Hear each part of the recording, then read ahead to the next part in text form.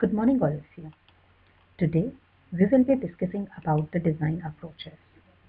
There are basically two types of design approach: function-oriented design and object-oriented design. So, what do you mean by a function-oriented design? Function-oriented design is where we implement the system in terms of functions or the services they provide, while object-oriented design is where we implement the system with respect to the real-world entities, that is, objects. Now, which one to use? So we can't say that either one is a better, but yes, we need to take care कि we have to identify from the system कि which part of the system can be implemented using function oriented or which part can be implemented using object oriented approach. Both can be applied for the same system since they are complementary in nature. In order to understand the system in a better way with different viewpoints or different perspectives, both the approaches can be applied depending upon the case. Right? So each technique is applicable at different stages of the design process. So whatever suits for a particular situation, we opt for that design approach. So let's talk about function oriented design first. Function oriented design is something that performs a set of functions. Like we have discussed, say we are working on library management system. So function oriented design will be identifying the functions, the sub functions of the library, and will be working on those particular parts. So starting with the high level view of the system, we identify the functions and successively we refine them into more detailed functions, that is sub-functions. Then these sub-functions or the functions are mapped to the module structure. That means if I say the function of the library, take an example here, we want to create a new library member. Right? So the function here is creating a library member, while the sub-functions will be assigned membership number, create member record, and print bill. So we need to map these sub-functions to the main function. So this is what we were talking about in the previous slide. Functions are mapped to a module structure. So the sub-functions can be splitted into more detailed sub-functionality depending upon the system that we are developing. The system state is centralized in the function-oriented approach and it is shared among different functions. The entire set of functionalities are placed at a common location or a repository, and whosoever wants to get the information, he stores there or retrieves it from that centralized repository only. While if we talk about object-oriented design, object-oriented design, the system is viewed as a collection of objects. Objects are entities. So here we don't identify the functions initially. First we identify the objects like in graphic era management system, like the entity would be the students, it could be the employees, it could be staff, it could be management. So first of all identify the objects and then we identify the functions on the methods on which they operate. So in this case, the system state is decentralized. The entire information is not kept at a central repository while it is being distributed among different objects. So each object manages its own state information. Objects have their own internal data. Fine with this. All the objects, they have their own data, they have their own methods on which they operate. Similar object constitutes a class. This is known to us in object oriented. This is one of the class, like one of the, like you can say the parameter, the class is there. Then we have inheritance features, we have polymorphism, we have abstraction. All those features are included here. So now how does they interact? In the function oriented approach, they used to share the message. They used to, like you can say, share the information which is stored in the centralized repository. While in the case of object oriented approach, they communicate via message passing. Example, let's talk about the library automation software here. each library member is a separate object, right, with its own data and functions. That is clear. Functions defined for one object cannot directly refer to or change data of other object. That means they are distinct. They cannot change the data of other object. They have their individual existence. Now, what is the difference between object-oriented and function-oriented approach? Right? Though we are aware of the basic differences, let's talk about with respect to some examples. Right? The first one.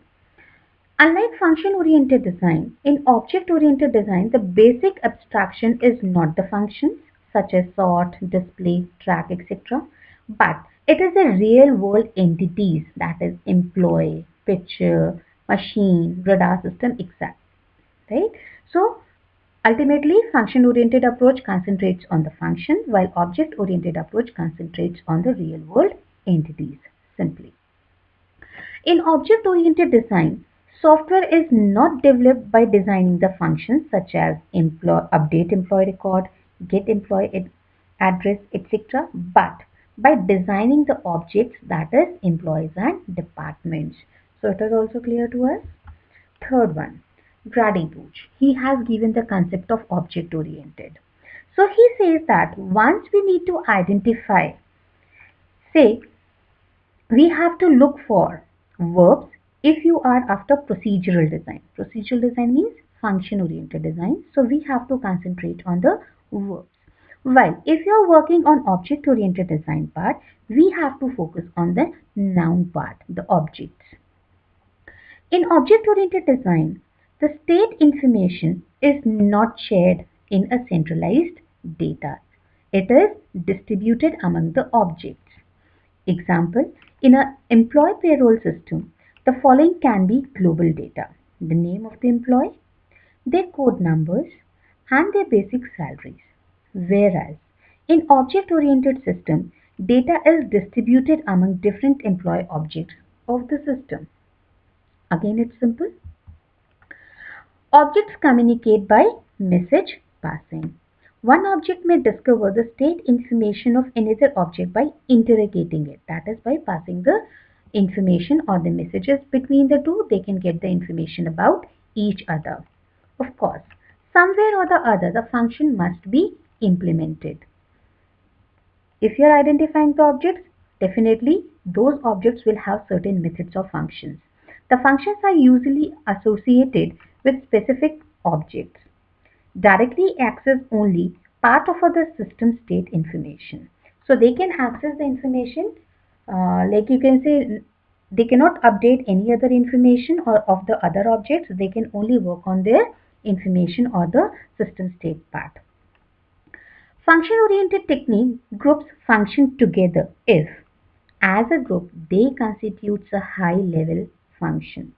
Simply, sub-functions are integrated together to form a high-level function. On the other hand, object-oriented technique group functions together on the basis of the data they operate on, right? So we can only combine or integrate those functions in object-oriented based on the data. If they are working on the same data, then we can integrate them. But else we cannot integrate them together. So these were the few differences between function-oriented and object-oriented design. Though not much is required in detail, but yes, the basic terms should be clear relevant to both the approaches. Now, coming up to the point, according to function-oriented approach, we will be discussing the types of design. Now, as you are clear that the day we have started with the software engineering, we were saying that by default, whenever we talk about uh, anything, we are talking about function-oriented approach. For example, the design. So if we are simply saying what are the different types of design, so we say it's system design and detailed design. System design, which is further divided into two: structured analysis and structured designing. So this is what we have already covered prior to the midterms, right? So function-oriented approach is already being taken up in the class. Just a quick revision to is, what is system designing? System designing is where we identify the modules, their interaction between the modules, relationship between the modules, and identifying the input and output parameters. While detailed designing deals with identifying the details of whatever we have identified in the system design, along with the details of the data structures and algorithms are prepared here. Now, system design is divided into two: structured analysis, structured designing, commonly known as SAD technology. Structured analysis, we use certain tools here: the data flow diagram, data dictionary, decision tree, decision table, and ER diagram. The ones we have already discussed. These are the analysis tools. While structure designing deals with the structure chart is prepared by converting a data flow diagram into corresponding structure chart by using two methods: transform analysis and transaction analysis, already discussed, right? So I'm assuming that everyone is clear with this portion. Continuing further to the object-oriented approach. Now our main focus would be the object-oriented diagrams. In the object-oriented approach, we basically work on the modeling part, where we prepare system models, or call them as object models, which are prepared using UML approach, Unified Modeling Language.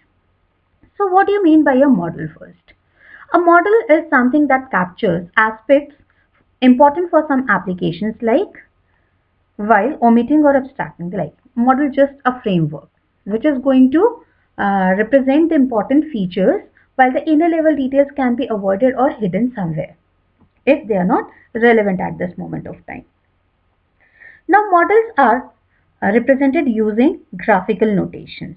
So UML is something which is a graphical way of representing the system. So as the name implies, UML is a modeling language which helps to visualize, specify, construct, and document the artifacts of a software system. Ultimately, graphically, we are going to prepare different diagrams or the models, which is going to help us understand the system in a better way. There are few documents which are being prepared along with or associated with each and every diagram. Each and every diagram has set of notations. Depending upon the diagram, it may vary. Few like rectangles, lines, eclipse, and everything will be used. That totally depends upon the type of models we are going to adopt. So now we have to discuss few of the UML diagrams, like use case diagram, sequence diagram, class diagram, state transition diagram, collaboration diagram. So an n number of diagrams are there which we will be doing it now.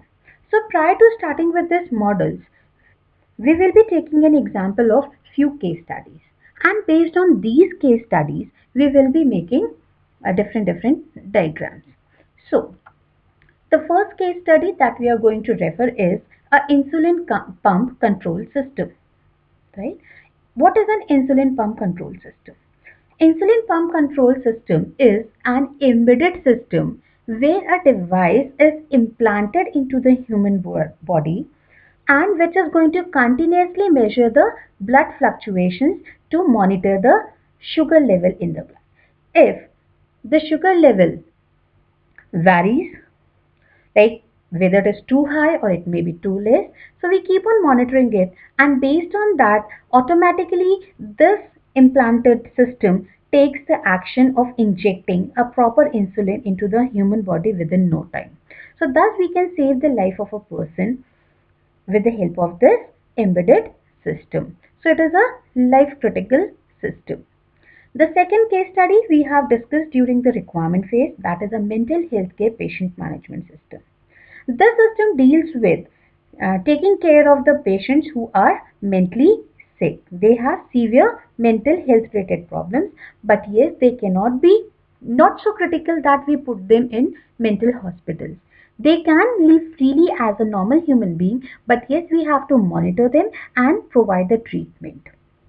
So these studies as well as the diagrams will continue in the next lecture. Thank you.